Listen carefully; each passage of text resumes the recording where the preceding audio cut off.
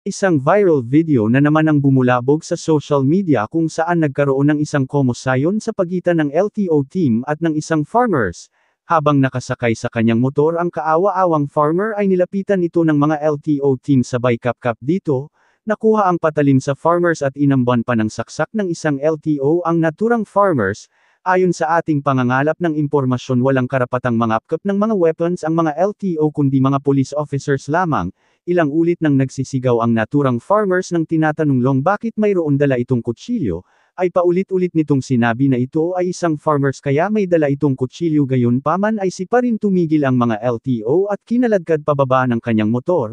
Ayon sa mga nakalap nating impormasyon sa social media, ang naturang farmers ay nagmamay-ari pala ng 3 resort sa Panglobohol at nagmamay-ari ng malawak na bukirin, at kapatid pala ng isang ex-mayor ng Pangaliw.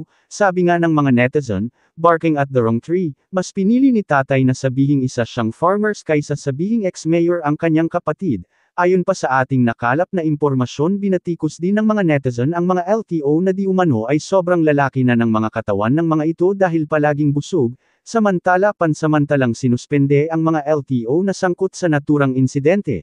Habang kasalukuyan ng imbestigasyon, ano ang masasabi mo dito kaibigan? Maraming salamat sa inyong panunood.